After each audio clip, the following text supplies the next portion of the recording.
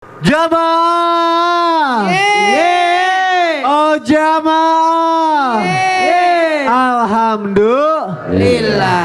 Tepuk tangannya dong, Masya Allah. Kembali lagi di Islam itu Indah. Temanya juga masih sama. Ini loh lelah yang dicintai Allah dan Rasulullah.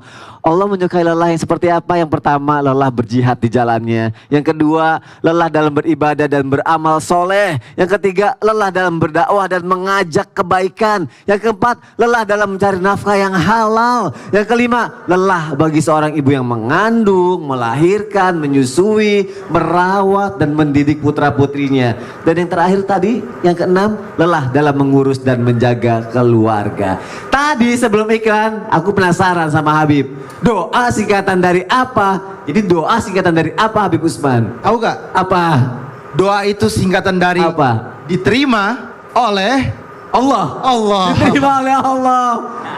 Doa diterima oleh Allah. Ya Allah, Masya Allah. Jadi doa diterima oleh Allah ya, singkatannya ya.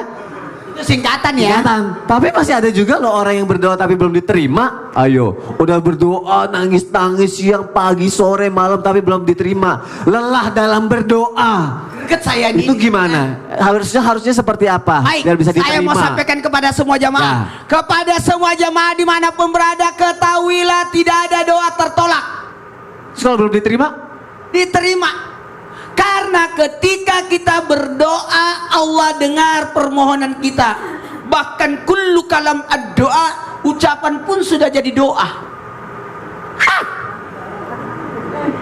Jadi kenapa dan tidak dikabulkan? Tidak. Doa itu langsung disegerakan, dikabulkan. Ada doa bukan disegerakan, tapi disimpankan jadi pahala. Karena doa itu ibadah. Diterima tidak diterima menurut kita, tapi menurut Allah diterima itu. Yang pertama apa, Bu? Disegerakan. Yang kedua, disimpankan. Bisa jadi nanti dari kemudian, mana nih orang yang suka berdoa tapi tidak dikabulkan, nih pahalanya sekarang ambillah. Maka tidak ada ruginya orang berdoa. Yang ketiga, bisa jadi Allah dengan doanya itu Allah lindungi dia dari segala bahaya. Itu. Jadi tidak ada ruginya berdoa. Cuma memang ada dua doa yang tertolak. Kok tadi kan tidak ada, Ustaz? Iya, kalau dia berdoa keburukan. Berdoa akan dosa. Berdoa untuk memisahkan orang. Mudah-mudahan dia cerai. Ya, tidak boleh. Mudah-mudahan saya tidak ketemu dia. Saya tidak mau ketemu dia. Itu salah. Jadi dua doa yang tidak mungkin dijabah. Doa karena dosa, doa untuk memutuskan silaturahmi. Dan ketahuilah, doa itu permohonan hamba kepada Tuhannya. Doa itu adalah permohonan hamba kepada Tuhan. Ketahuilah, orang yang tidak mau berdoa, dengerin, sombong. Kebayang nggak iblis sudah jelas-jelas diusir dari surga masih berdoa? Ya Allah, panjangkan umurku seumur dunia. Tuh, berarti iblis saja berdoa. Berarti kalau ada orang tidak mau berdoa, berarti Ya. lebih-lebih daripada iblis. Iblis saja berdoa. Nah, ketahuilah, dengan doa yang kita panjatkan mengantarkan kita untuk taat kepada Allah. Dengan doa yang kita ucapkan mengangkat kita menjadi orang yang punya keyakinan. Karena orang yang berdoa itu penuh keyakinan, sehingga orang yang berdoa akan memperoleh keberuntungan. Tuh, 2, 3. Keberuntungan.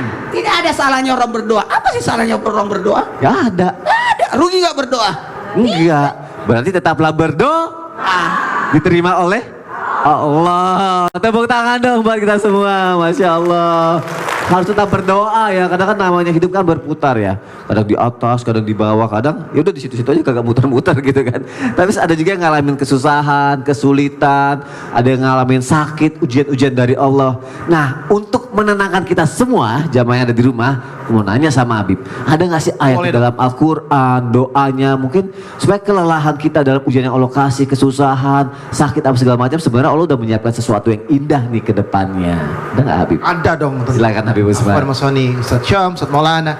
Bismillahirrahmanirrahim. Allahumma salli ala Sayyidina Muhammad wa ala ali Sayyidina Muhammad. Allah berfirman dalam Al-Quran surat Al-Baqarah ayat 155. Walanabluwannakum bisyai'in minal khawf wal ju'i wa naqsim minal amwal wal anfus wa thamarat wa bashir sabirin. Ingat, sesungguhnya akan kami berikan cobaan kepada siapa? Kepada semua hambanya Allah Subhanahu wa ta'ala. Apalagi mereka orang-orang yang saleh atau mereka orang yang dekat dengan Allah, mereka akan dapat cobaan dari Allah Subhanahu wa ta'ala, ujian dari Allah Subhanahu wa ta'ala, tepatnya dengan sedikit ketakutan, kelaparan, kekurangan harta, jiwa, buah-buahan, dan juga pasti tentunya ketika dia berhasil semua itu diberikan kabar gembira dari Allah Subhanahu wa ta'ala. Kenapa? Tentunya mereka adalah golongan orang-orang yang sabar. Orang yang sabar akan mendapatkan pertolongan Allah. Innallaha ma'as sabirin. Allah dekat dengan orang yang sabar, bersama orang yang sabar. Dan juga Allah Subhanahu wa ta'ala akan menurunkan rahmatnya kepada mereka, orang-orang yang sabar. Dan juga banyak di antara kita yang tidak bersyukur kepada Allah dengan keadaan yang terjadi sekarang ini. Padahal semua ini adalah bentuk daripada ujian, cobaan, ataupun daripada mereka yang sedikit diuji oleh Allah Subhanahu wa ta'ala. Dan Allah berikan ujian tersebut adalah bentuk apa? Bentuk agar hamba tersebut dekat dengan Allah. Dekat dengan Allah itu bahagia, Bu. Dekat dengan Allah adalah bentuk daripada kita sebagai hamba mendatangkan sebuah kenikmatan. Allah Subhanahu wa ta'ala mensifati mereka orang-orang yang sabar, bahwa saat mereka mendapatkan musibah dari Allah, mereka tentunya akan mengingat kepada Allah dan akan mengatakan bahwa saja, ya Allah, kami ini adalah hamba-hambamu, ya Allah.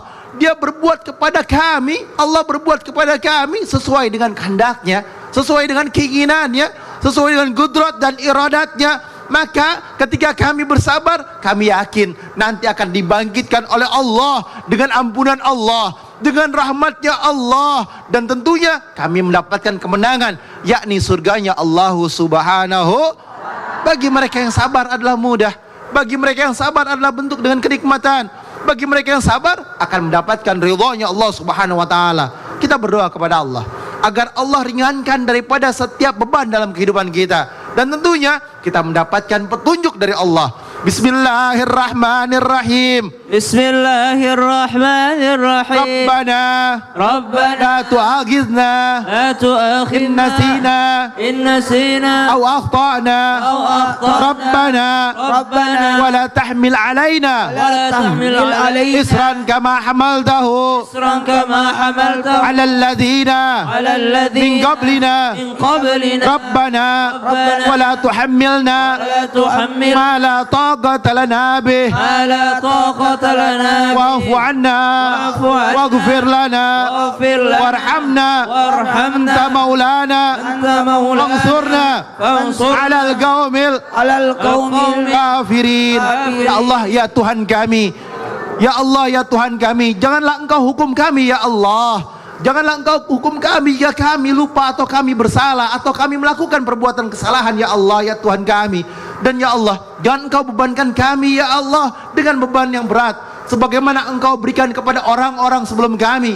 Ya Allah, ya Tuhan kami, maafkanlah kami, ya Allah. Ampunilah kami, ya Allah. Engkau pikul kami beban yang berat, ya Allah. Kami enggak sanggup memikulnya, ya Allah. Berikanlah ampunan kepada kami, rahmat kami, dan Engkau penolong kami, ya Allah, ya Tuhan kami.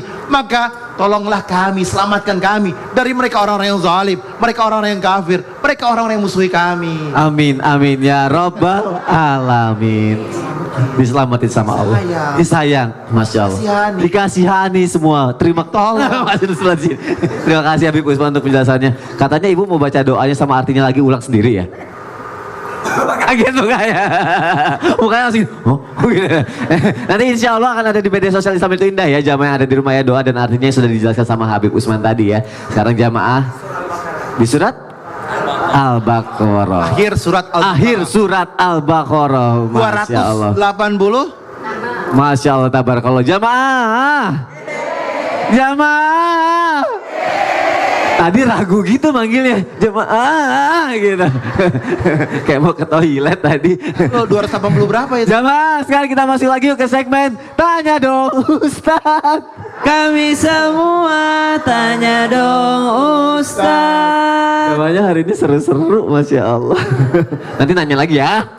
Tapi sekarang dari Islam itu Indah dulu, media sosial ya. Dari Instagram hamba Allah. Assalamualaikum Habib Ustaz, mohon sembunyikan nama saya. Udah. Jujur saya lelah merawat orang tua saya yang saat ini udah sakit-sakitan dan membutuhkan dana yang cukup besar setiap minggunya. Bahkan keluarga tidak ada yang mau membantu ikut membiayai perawatan. Rasanya saya hampir mau gila karena nggak tahu harus bagaimana lagi. Sampai ada rasa niat ingin menitipkan orang tua saya di panti jompo. Nauzubillah min zalik. Ustadz Habib, apakah lelah saya ini ada obatnya? Dan apakah doa? Ada nggak doa agar saya mampu melewati rasa lelah saya ini? Baik, akan dijawab melalui tausiah oleh Ustadz Syam. Silakan Ustadz. Bismillahirrahmanirrahim. Tabi guru-guruku. A'udzu billahi minasy syaithanir rajim.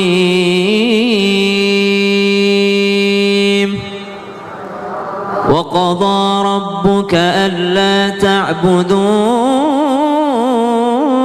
illa وبالوالدين إحسانا إما يبلغن عندك الكبر أحدهما أو كلاهما فلا تقل لهما أف ولا تنهرهما وقل لهما قولا كريما واخفض لهما جناح الذل من الرحمة وقل رب ارحمهما كما ربياني صغيرا. Doa yang senantiasa dipanjatkan oleh seorang anak soleh untuk kedua orang tuanya. Rabbirhamhuma kama rabbayani shaghira. Wahai Tuhanku, sayangi mereka berdua, ayah dan ibuku, sebagaimana mereka menyayangiku di waktu kecilku. Doa ini bukan hanya permintaan kepada Allah, tapi juga pengingat bagi yang berdoa. Apa pengingatnya? Ada kalimat kama rabbayani shaghira, sebagaimana mereka menyayangiku di waktu kecilku. Itu pengingat untuk kita semua sebagai anak, bahwa mereka udah lelah banget ngurusin kita. Sekarang saatnya kita ngurusin mereka. Cuma beda lelahnya ketika ngurus anak dengan ngurus orang tua. Subhanallah. Kalau ngurus anak insya Allah senang hati. Tapi ngurusin orang tua kadang-kadang lelah hati, Bu.